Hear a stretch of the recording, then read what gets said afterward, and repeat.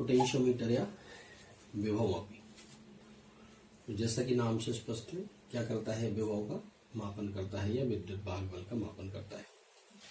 तो देखते हैं विभवमापी क्या है। विभवमापी एक ऐसी प्रायोगिक युक्ति है जिसकी सहायता से परिपथ में हम किन्हीं दो बिंदुओं के मध्य विभवांतर ज्ञात कर सकते हैं अथवा किसी सेल का विद्युत वाहक बल शुद्धता से नाप सकते हैं। परिशुद्धता माने बहुत अधिक सही मान इसका हमें प्राप्त होता है। यह जो है आविक्षेप कहते हैं या शून्य विक्षेप कहते हैं। आविक्षेप बिंदु की स्थिति पर आधारित एक उपकरण है, युक्ति है। आविक्षेप की स्थिति में क्या होता है, ये एक आदर्श वोल्टमीटर की तरह कार्य करता है। आदर्श वोल्टमीटर की विशेषता ये होती है कि इसका जो प्रतिरोध होता है वो अनंत होता है। तो हम क्या याद रखें कि विभवमापी एक ऐसी प्रायोगिक युक्ति जिसकी सहायता से परिपथ में किन्हीं दो बिंदुओं के बीच विभवांतर या किसी सेल का विद्युत वाहक बल हम शुद्धता से माप सकते हैं। कैसे किस पर आधारित है ये युक्ति? आविक्षेप की स्थिति या बिंदु ऐसा जहां पर शून्य विक्षेप प्राप्त हो। आविक्षेप की स्थिति में ये एक अनंत प्रतिरोध के वोल्टमीटर की तरह कार्य करता है और ऐसे वोल्टमीटर को हम एक आदर्श वोल्टमीटर कहते हैं। अब हम ये देखते हैं कि ये जब हम वोल्टमीटर से हम मान जो प्राप्त करते थे तो विभवमापी की जरूरत क्यों पड़ी? वोल्टमीटर से भी नाप सकते हैं क्योंकि वोल्टमीटर एक ऐसा उपकरण होता है जिसकी सहायता से हम किसी परिपथ में दो बिंदुओं के बीच विभवांतर या विद्युत वाहक बल हम ज्ञात कर सकते हैं। लेकिन वोल्टमीटर से जो प्राप्त मान होता है वो मान वास्तविक मान से, वास्तव में जो होना चाहिए दो बिंदुओं के बीच विभवांतर, इससे कम प्राप्त होता है। एक हम उदाहरण लेते हैं, चित्र में दर्शाया गया। ये आपको किताबों में या नोट्स में चित्र आपको ऐसा नहीं मिलेगा, आपको चित्र ऐसा मिलेगा नोट्स में।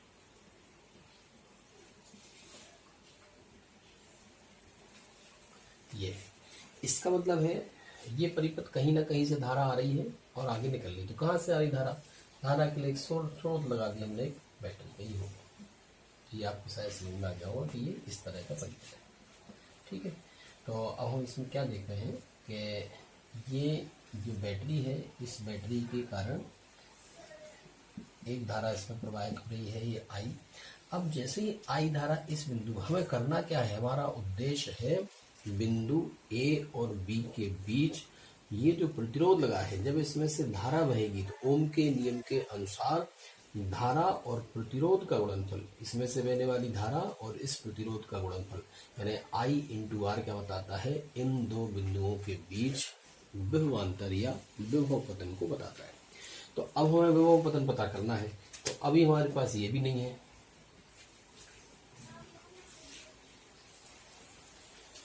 तो हम क्या देख रहे थे कि हमारे पास एक परिपथ है, ये परिपथ है मूल। अब इस परिपथ में क्या है, ये धारा आई प्रवाहित हो रही है, हमें इन दो बिंदुओं के बीच विभवांतर पता करना है। तो हम क्या करते हैं, हम ये करते हैं कि I इंटू आर का गुणनफल। तो हम I इंटू आर का गुणनफल हम जो देखते हैं वो तो हम सूत्र से लगा देते हैं I इंटू आर, लेकिन हम हर जगह सूत्र नहीं लगाएंगे। हमें उपकरण से देखना है, किसी जगह पे हमें विभव नापना है तो हम धारा देखेंगे, फिर प्रतिरोध देखेंगे, हमें प्रतिरोध, तो उसके बाद हम I इंटू आर करेंगे। तो ऐसा ना करके एक हमारे पास उपकरण होता है जिसे हम क्या कहते हैं, वोल्टमीटर। वोल्टमीटर क्या करेंगे, जिन जिन बिंदुओं के बीच हमें मापना है तो हम उस वोल्टमीटर में दो तार होते हैं, उसका एक तार हम यहाँ लगाएंगे, एक तार यहाँ लगाएंगे और इन दोनों के बीच में हम उस वोल्टमीटर को लगा देंगे। तो वोल्टमीटर में जो सुई है, जैसे ही हम यहाँ पर धारा प्रवाहित होगी तो वोल्टमीटर की सुई बता देगी इस बिंदु और इस बिंदु के बीच में कितना विभव है, वो विभव बता देगी। ये वोल्टमीटर का काम है। लेकिन अब बात यहाँ आती है कि जब वोल्टमीटर दो बिंदुओं के बीच का विभवांतर माप रहा है तो हमें पोटेंशियोमीटर या विभव मापी की जरूरत क्यों पड़ी। अब यहाँ आपको बिल्कुल ध्यान से समझना है कि वोल्टमीटर से मापा गया जो विभवांतर है वो वास्तविक मान से कम प्राप्त होता है। देखो हम बताएं वास्तविक मान का मतलब, मान लो R बराबर है ये 10 ओम, इसमें से बहने वाली धारा है 2 एम्पियर। तो हमारे हिसाब से V बराबर IR से मान आना चाहिए 2 × 10 बराबर 20 वोल्ट। लेकिन वोल्ट मीटर से जब आप नापोगे इन A और B बिंदुओं के बीच तो हमें विभव 20 वोल्ट से कम प्राप्त होता है। उसका कारण आप समझ लें। क्वेश्चन समझ में आ गया। इसमें से बहने वाली धारा 2 एम्पियर है, इसका प्रतिरोध 10 ओम है, तो ओम के नियम से V बराबर IR से 2 × 10 बराबर 20 वोल्ट। तो यहाँ होना क्या चाहिए वास्तव में 20 वोल्ट, लेकिन हमें प्राप्त क्या होता है 20 वोल्ट से कम। उसका कारण अब आप समझ लें।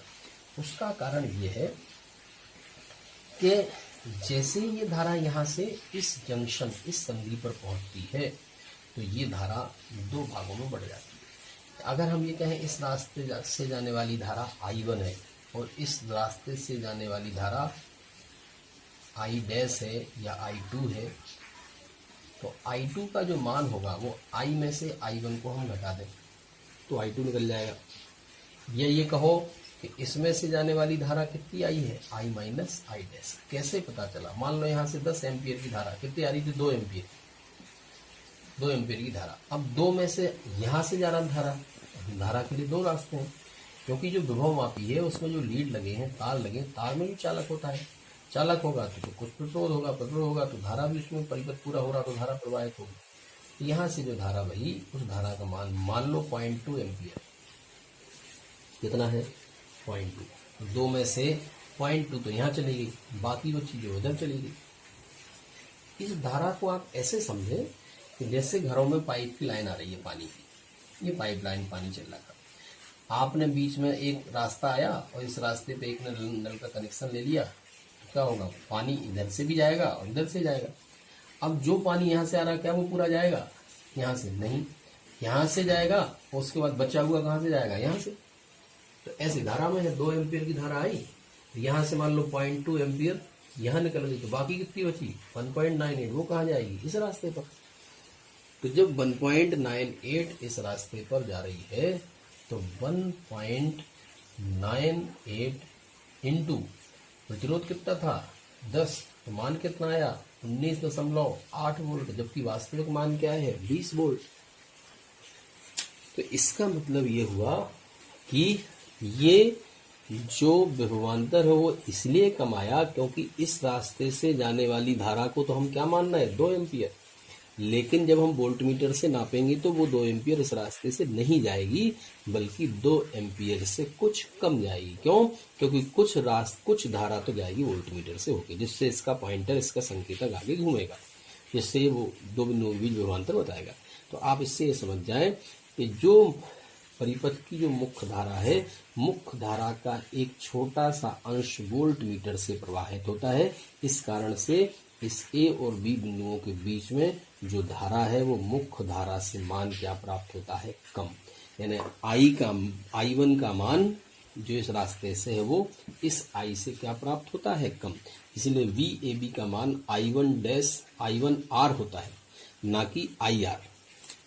यहाँ से जाने वाली धारा कितनी है I1 है, तो यहाँ 2 बिंदुओं के बीच विभवांतर VAB बराबर क्या आएगा I1 इंटू R के आएगा, और ये किसके बराबर नहीं आएगा I इंटू R के बराबर नहीं होगा, क्योंकि अब आप समझ गए हैं क्यों, क्योंकि I का कुछ भाग यहाँ से चला गया।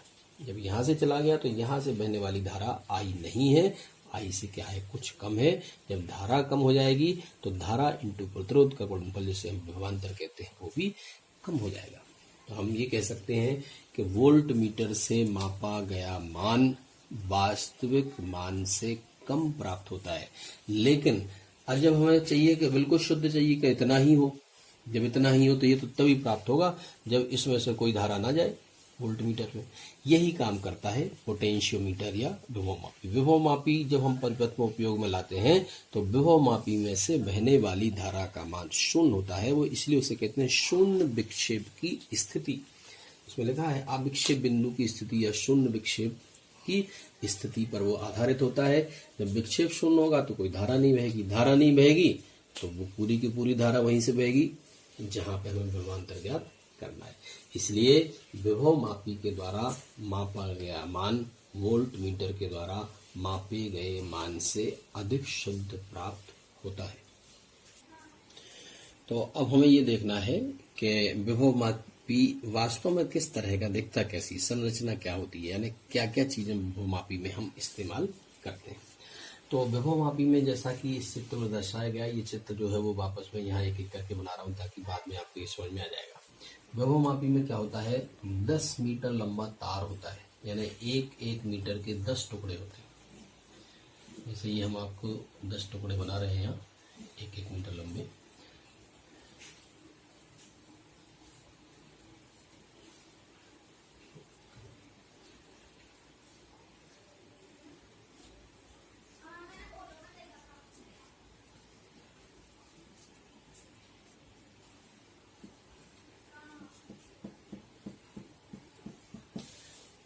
तो एक एक मीटर लंबे 10 तार होते हैं, एक दूसरे के समांतर रखे हुए रहते हैं और इन तारों को पीतल की पत्ती के द्वारा आपस में श्रेणी क्रम में जोड़ा जाता है। जैसे ये एक तार आ गया, इसे भूल जाओ थोड़ी देर, ये एक तार है 1 मीटर का, ये और एक तार 1 मीटर का है। अब हमें 10 मीटर करना है तो हमें यहाँ जोड़ना पड़ेगा ना, तभी तो ये दोनों जुड़ेंगे। तो यहाँ से यहाँ तक बड़ा हो गया तार। अब इसे जोड़ दिया तो यहाँ से यहाँ तक आ गया तार, फिर इसे जोड़ा तो यहाँ से। तो इस तरह से ये तार को इनके जो किनारे हैं यहाँ पर पीतल या तांबे की पत्तियों से हम इन्हें जोड़ देते हैं। तो ये किनारे जोड़ दिए, तो ये 1 2 3 4 5 6 7 8 9 10। तो यहाँ पर पीतल की ये आपके मैग्नीन, यूरेका या कॉन्स्टेंटन मिश्र धातु के बने हुए 10 मीटर लंबा तार होता है। इस तार को एक एक मीटर के 10 टुकड़े लेके एक दूसरे के समांतर क्रम में रख के इन पत्तियों से, तांबे या पीतल की पत्तियों से इन्हें श्रेणी क्रम में जोड़ दिया जाता है। ये जो तार होता है, एक लकड़ी का तख्ता होता है, उस लकड़ी के तख्ते पर ये तार इन ए और बी जो संयोजी पैच होते हैं इनमें कसा रहता है। अब आप यहाँ देखें, ये तार है ये, और यहाँ से ये और बी हो गए ये संयोजी पैच। ये लकड़ी का एक तख्ता है, इसका आधार है। इस आपके ए और बी के बीच जो तार है, इस तार के ठीक समांतर 1 मीटर पैमाना होता है। इसमें ये पॉइंट लिखे हैं 10 20 30 40 50 60 100 सेंटीमीटर तक। तो 1 मीटर लंबा एक पैमाना होता है, स्केल होता है, जिसे हम मीटर स्केल कहते हैं। ये जो तार की विशेषता है कि ये तार की जो लंबाई है और इसका जो अनुप्रस्थ काट है वो पूरे 10 के 10 मीटर की लंबाई में एक समान रहता है। ऐसा नहीं होता कहीं पे तार मोटा हो कहीं पे पतला, सब एक समान तार होता है। इसके अलावा ए और बी जो संयोजी पैच हैं, इनके बीच में एक जौकी होती है, एक कुंजी होती है, जैसे हम फिसलने वाली कुंजी या स्लाइडिंग जौकी या बिसर्पी कुंजी कहते हैं। ये बिसर्पी कुंजी है। ये बिसर्पी कुंजी क्या है, एक तार लगा रहता है, उस तार के ऊपर ये रखी रहती है और आगे पीछे इसको फिसलाते रहते हैं या खिसकाते रहते हैं। जैसे ही इसका ये एक इसमें स्विच टाइप का होता है, एक नीचे की तरफ एक स्क्रू होता है, इसको हम नीचे की तरफ जब दबाते हैं तो ये दबाते हैं तो ये वाला जो पॉइंट है ये इस तार को कहीं ना कहीं स्पर्श करता है। जब ये तार को ये वाला इसका किनारा स्पर्श करता है जौकी का, तो हम ये कह सकते हैं कि ये जौकी आपके परिपथ में उस चालक को, उस तार को स्पर्श करती है और परिपथ में ये आ जाती है। ठीक है, जब भी ये स्पर्श करती है तो वो जो पोटेंशियोमीटर में एक जो सुई लगी रहती है या वो आपके धारामापी भी इसके साथ हम इस्तेमाल करते हैं। जब परिपथ की रचना, परिपथ का हम विद्युत परिपथ तैयार करेंगे तो धारामापी भी हम जोड़ते हैं। क्या क्या जोड़ते हैं, एक सेल जोड़ेंगे, धारा नियंत्रक जोड़ेंगे, कुंजी जोड़ेंगे, इन दोनों ए और बी के बीच, और क्या जोड़ेंगे, धारामापी। तो धारामापी में भी सुई विक्षेप होता है। जब हम ये कुंजी को दबाते हैं तो उसमें विक्षेप आता है। जहां विक्षेप शून्य होता है वो वाली स्थिति को हमें नोट करना होता है। तो अब ये आपने, ये है इसकी रचना, और संयोजी तार ए और बी जो है, ये जो पेंच है, इन पेंचों के बीच ही बाकी चीजें आपको इस विद्युत परिपथ में लगानी। जैसे क्या क्या लगाना है, एक तो सेल लगाने पड़ते हैं आपको, दो सेल, एक प्राथमिक परिपथ में एक द्वितीयक, वो हम आगे डिस्कस करते हैं, और एक धारा नियंत्रक होगा, कुंजी होगी। तो इस तरह से हम ये है, वापस से एक बार रिपीट कर रहा हूँ। 10 मीटर लंबा तार मैंगनीज कॉन्स्टेंटन या यूरेका मिश्र धातु का बना होता है। इस तार की विशेषता ये होती है कि इसका विशिष्ट प्रतिरोध, जिसे हम रो कहते हैं, रो का मान बहुत अधिक होता है, अल्फा का मान बहुत कम होता है, प्रतिरोध ताप गुणांक का मान बहुत कम होता है। ये तार को एक दूसरे के समांतर 1-1 मीटर लंबे तार 10 मीटर हो जाता है। यहाँ पीतल की पत्तियों के द्वारा श्रेणी क्रम में जोड़ दिया जाता है।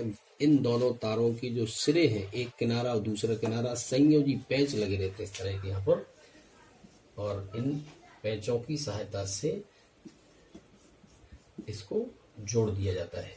और ए और बी ये जो है संयोजी पैच, इनके बीच में बाकी का विद्युत परिपथ, धारा मापी और दूसरे कुंजी और धारा नियंत्रक, ये सब चीजें ए और बी जो संयोजी पैच है इनके बीच लगाया। इसके समांतर 1 मीटर पैमाना होता है, 1 मीटर लंबा होता है, जिसे मीटर पैमाना कहते हैं। यहाँ पर लकड़ी का आधार होता है, और ये लकड़ी के आधार पर तख्ते पर सारा का सारा उपकरण व्यवस्थित रहता है। तो ये है इसके उपकरण की बनावट या विभवमापी की संरचना।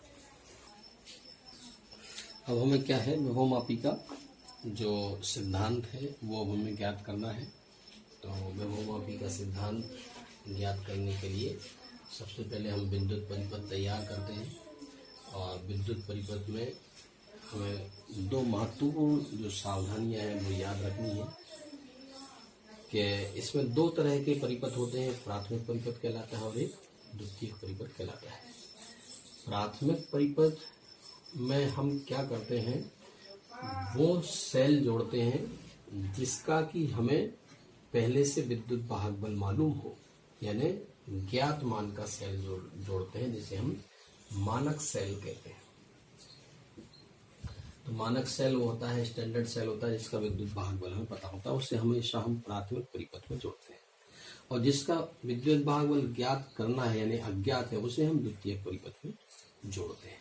अब प्राथमिक और द्वितीयक परिपथ देखो हम कैसे तैयार करते हैं, वो आप ध्यान से समझें एक बार। हमारे पास जो AB एक तार होता है 10 मीटर लंबा, ये वो AB एक तार है, ठीक है।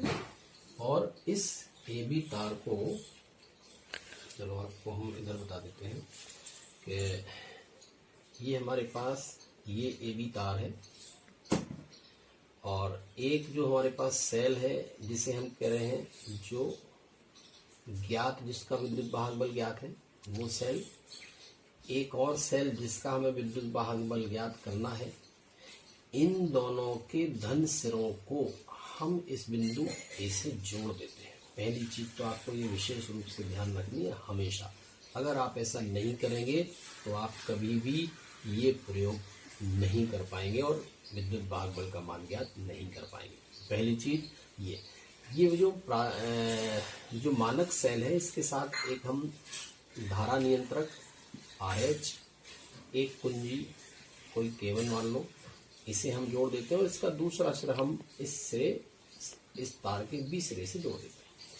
अब क्या करेंगे, इसका जो ऋणात्मक सिरा है, अब हमारे पास ये धारा मापी है, धारा मापी के भी 2 सिरे, एक सिरा तो हमने ऋण से जोड़ दिया सेल के, और दूसरे सिरे पर हम क्या करते हैं, एक स्लाइडिंग जो की रहती है जिसे हम जॉकी कहते हैं, ये हम जोड़ देते हैं।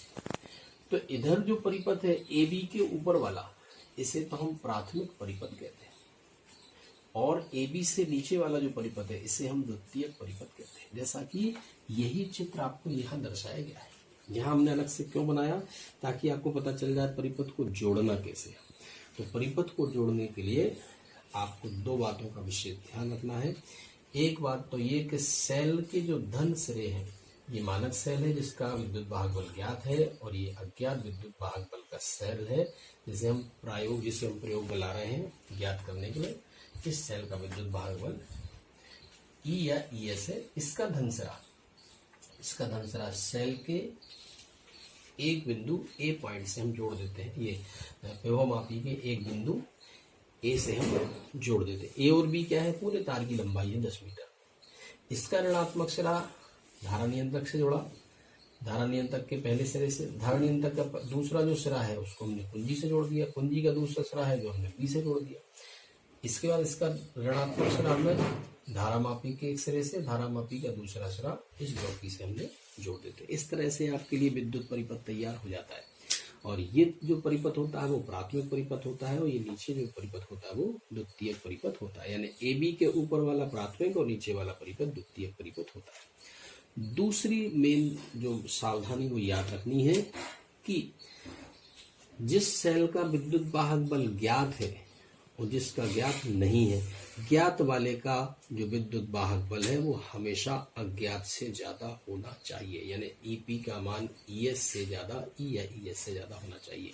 यानी जिसका हम विद्युत वाहक बल ज्ञात करना है वो हमेशा प्राथमिक परिपथ के सेल के विद्युत वाहक बल से कम होना चाहिए। इसका कम होना चाहिए और इसका अधिक होना चाहिए।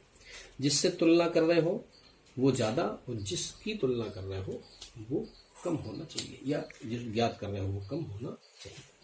अब देखते हैं हमें परिपथ में प्रयोग को आगे कैसे करना है। सबसे पहले हम इस परिपथ के लिए निकालते हैं विभव प्रवणता का मान। अब देखें हमारे लिए एक राशि आ गई है विभव प्रवणता। विभव प्रवणता कहते हैं, अगर इस परिपथ को एक बार हम थोड़ा सा वापस से समझ लें, अगर ये नीचे का हिस्सा अभी हमने इस्तेमाल नहीं किया है, जब हम इस जॉकी को दबाते हैं तभी इसमें विक्षेप आता है। जब हम जॉकी को नहीं दबाएंगे तो ये खुले परिपथ की तरह कार्य करता है। तो जब ये जॉकी को हमने किसी तरह से जब नहीं दबाया है तो ये इसमें विक्षेप शून्य दर्शाता रहेगा। तो हमें द्वितीयक परिपथ, हम प्राथमिक की बात कर रहे हैं। जब प्राथमिक परिपथ में ये धारा नियंत्रक है, धारा नियंत्रक का मान लो हम 0 की पोजीशन पर ले आए प्रतिरोध, यानी हमने कुछ भी प्रतिरोध इसमें अभी नहीं लिया है, तो यहां से जब धारा चलेगी तो इस चालक तार में होके जाएगी और वापस धारा लौट जाएगी। यानी जो EP जो विभवांतर है, विद्युत वाहक बल है सेल का, वो पूरा का पूरा A और B बिंदुओं के बीच ड्रॉप हो जाएगा, पतन हो जाएगा। तो हम ये कहें, अगर A और B के बीच के विभवांतर को कहें हम VAB, अगर RH का मान 0 है तो इस VAB का मान प्राथमिक सेल के विद्युत वाहक बल के बराबर होगा। कारण क्या है, रास्ते में कहीं कोई प्रतिरोध नहीं है, तो पूरा का पूरा विभव कहाँ मिलेगा, यहाँ मिलेगा, हमें A और B के बीच मिलेगा। अगर ये कहें हम पूरे तार की लंबाई L है, तो पूरे तार की लंबाई L पूरा, अगर हमने थोड़ी देर के लिए ले लिया ताकि आपको समझ में जल्दी आ जाए, हमने मान लिया EP का मान है 10 वोल्ट और तार की लंबाई है 10 मीटर। तो अगर हम इकाई लंबाई पर विद्युत वाहक बल निकालें तो मिलेगा EP/L बराबर 10/10 बराबर 1। ये क्या निकाला है हमने, पूरे तार की लंबाई 10 मीटर, पूरे तार पर जो विभव आया वो EP के बराबर है, वो कितना है, 10 वोल्ट है। तो हम एक लंबाई पे या इकाई लंबाई पे निकालें तो क्या निकलेगा, 1 वोल्ट पर मीटर। 1 वोल्ट पर मीटर मतलब समझ जाए आप, यहां से यहां तक मान लो ये तार 1 वोल्ट है, तो इस बिंदु और इस बिंदु के विभव बीच विभव नापोगे तो 1 वोल्ट मिलेगा। फिर अगले तार पे फिर 1 वोल्ट, लेकिन यहां से शुरू कर रहे हो नापना, तो यहां से यहां तक 1 + 1 2 वोल्ट, फिर अगले पर फिर 1 वोल्ट। क्यों, प्रति इकाई लंबाई पर 1 वोल्ट आ रहा है, हर लंबाई पर 1 वोल्ट। तो यहाँ से चले 1, यहाँ से चले 1, ये 1, लेकिन यहाँ से और यहाँ तक चले तो ये और ये तीनों मिला के 3 वोल्ट हो गया। तो यहाँ से लेके यहाँ तक क्या आएगा, 10 बार, तो 10 वोल्ट हो जाएगा। पूरा का पूरा कहाँ गया, A और B के बीच। इस राशि को जिसमें हम पूरी लंबाई से इसके विभव में भाग दे देते हैं, इसे कहते हैं विभव प्रवणता। इकाई लंबाई पर जो विभव प्राप्त होता है या विभव का जो मान होता है उसे ही हम कहते हैं विभव प्रवणता। और ये विभव प्रवणता इस प्रयोग के लिए पोटेंशियोमीटर विभव मापी के लिए सबसे महत्वपूर्ण राशि है। तो विभव प्रवणता निकालने का तरीका क्या है, ये सेल का विद्युत वाहक बल लो और इस पूरे तार की लंबाई से भाग दे दो, तो x बराबर EP/L, ये समीकरण नंबर 1। अब हम क्या देख रहे हैं, जब इसमें हमने प्रतिरोध 0 लिया तो ये EP किसके बराबर होगा, A और B के बीच विभवांतर के बराबर हो गया, जिसे हम क्या कह रहे हैं, VAB। तो EP बराबर किसके होगा, VAB के, और EP का मान है किसके बराबर, x × L के, तो VAB किसके बराबर होगा, x × L के। ये समीकरण नंबर 2। हम क्या जानते हैं, ओम के नियम से, VAB बराबर IR। तो A और B के बीच विभवांतर VAB, इसमें से बहने वाली धारा I और इस तार का प्रतिरोध A से लेके B तक 10 मीटर तार का प्रतिरोध R है। तो VAB बराबर I इंटू आर, ये समीकरण नंबर 3 है। समीकरण 2 और समीकरण 3 में VAB का मान x इंटू एल है, इसमें VAB का मान I इंटू आर है, तो इनके ये मान आपस में बराबर होंगे। तो x इंटू एल बराबर I इंटू आर, तो x बराबर I R अपॉन एल। जिस तरह से इकाई लंबाई का विद्युत वाहक बल है, इकाई लंबाई यानी लंबाई से भाग दिया, उसी तरह से इकाई लंबाई का ये प्रतिरोध है, क्योंकि हमने प्रतिरोध में लंबाई से भाग दिया, जिसे हम RM भी लिख सकते हैं, R अपॉन एल को, जहां RM का मान R अपॉन एल के बराबर है। यहां तक आपको समझ में आया। तो हमने सबसे पहला हमारा काम क्या होता है कि इससे हम निकालते हैं विभव प्रवणता का मान, जो निकला हमें x बराबर EP अपॉन एल के बराबर। यानी हमने निकाल ली विभव प्रवणता। विभव प्रवणता माने इकाई लंबाई पर विभव का मान। अब हम क्या करेंगे, अब हमें इस सेल का विद्युत वाहक बल ज्ञात करना है। तो देखो होगा क्या, हमने भी आपको ये कर करके बताया था कि यहां से यहां तक अगर आ रहा है तो 1 वोल्ट, यहां से यहां तक 2 वोल्ट, यहां से यहां तक 3 वोल्ट, और आगे करोगे तो यहां से यहां तक 4 वोल्ट। अगर मान लो यहां से यहां तक ये जॉकी को हमने यहां रखा 3 वाली स्थिति पे, यहां दबाया और यहां विक्षेप क्या आ गया 0, तो इसका मतलब है कि यहां से यहां तक का जो विद्युत वाहक बल है वो है 3 वोल्ट। ठीक है, और एक और विद्युत वाहक बल लगा है यहां। जब यहां पर एक विद्युत वाहक बल का स्रोत ये आ गया प्लस माइनस, यहां जॉकी का पॉइंट आपने रखा था J, और एक और लगा हुआ है जिसका मान आपको ज्ञात करना है प्लस माइनस ये E या ES।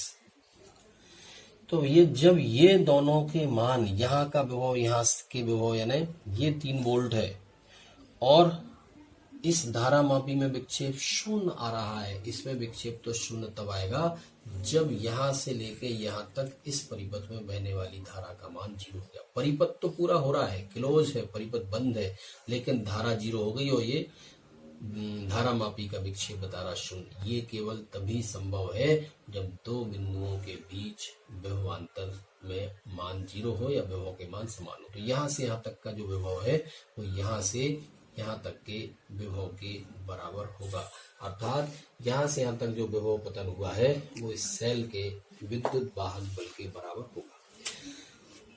हमने किया क्या है, हमको ये करना है इस प्रयोग को करने के लिए कि हम जॉकी को सबसे पहले लेंगे, इस किनारे पर ले जाएंगे और यहाँ दबाएंगे, तो इसमें जो विक्षेप आएगा, जो भी विक्षेप आ रहा है, फिर हम आगे लेते जाएंगे और इसको दबाते जाएंगे। इस किनारे पर हमने देखा तो इधर मान लो इधर आ रहा है पॉइंटर, और जॉकी को इस किनारे पे लेकर तो इधर आ रहा है, और बीच में हम जहां पर इसको आगे पीछे खिसकाते हैं, जिस किसी भी स्थिति में धारा मापी में जो सुई है ठीक बीचों बीच आ जाए। बाकी स्थितियों में ऐसे आएगी और इस तरह से आएगी, कैसे भी आ सकती है, लेकिन जब यहाँ कहीं पर भी धारा मापी में विक्षेप क्या आ जाए 0 आ जाए, तो आप यहाँ से यहाँ तक की लंबाई को नोट कर लो। इसे कहते हैं हम संतुलन की लंबाई, क्योंकि संतुलन प्राप्त हो गया है, और संतुलन की लंबाई में विभव प्रवणता से आप गुणा कर दो तो बिंदु A और C के बीच विभवांतर प्राप्त हो जाएगा। क्यों? क्योंकि हमें विभव प्रवणता कितनी मिली थी 1, और 1 में इस लंबाई से गुणा हो गया, ये कितनी है 3, तो यहाँ से यहाँ तक का विभव कितना हो गया 3 वोल्ट। तो ये लिखा हुआ है द्वितीयक का विद्युत वाहक बल ES बराबर VAC, यानी A और C के बीच विभवांतर। कैसे निकालोगे, यहाँ से यहाँ तक की लंबाई में हमें विभव प्रवणता का गुणा करना है। तो इस तरह से ये निकल जाता है, और यही विभव मापी का सिद्धांत है।